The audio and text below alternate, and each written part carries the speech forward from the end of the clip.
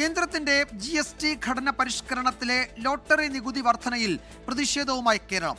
ആശ്വാസകരമായ തീരുമാനം പ്രതീക്ഷിച്ചെങ്കിലും തലക്കടിയേറ്റതുപോലെയായെന്ന് KN ബാലഗോപാൽ പറഞ്ഞു. 1.5 ലക്ഷത്തോളം പേരെ ഈ നടപടി ബാധിക്കും. നികുതി ഘടന പരിഷ്കരണം അപൂർണമെന്ന് കോൺഗ്രസും പ്രതികരിച്ചു. നികുതിഘടന പരിഷ്കരണത്തെ സ്വാഗതം ചെയ്യുന്നുവെന്നറിയിച്ച ധനമന്ത്രി KN ബാലഗോപാൽ നികുതി കുറയ്ക്കുന്നതിന്റെ ഗുണം സാധാരണ ആളുകൾക്ക് കിട്ടണമെന്ന് പറഞ്ഞു.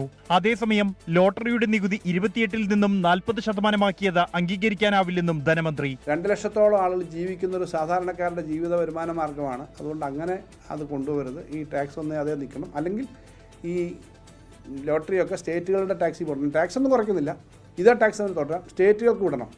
അത് കേട്ടിട്ടില്ല എന്ന് മാത്രമല്ല 40%-ലേക്ക് നിൽക്കുന്നത്. അത് നമുക്ക് വലിയ ബുദ്ധിമുട്ടുണ്ടെന്നുള്ളത് പറയുകയും ചെയ്തു.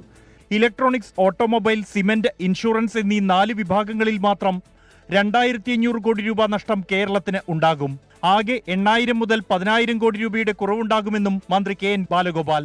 ഇരട്ട നികുതി ഘടനയെ സ്വാഗതം ചെയ്ത മുൻ ധനമന്ത്രി P ചിദംബരം വൈകിപ്പോയ തീരുമാനമെന്ന് പ്രതികരിച്ചപ്പോൾ നികുതി ഘടന അപൂർണമെന്നാണ് ജയറാം രമേശിന്റെ പ്രതികരണം.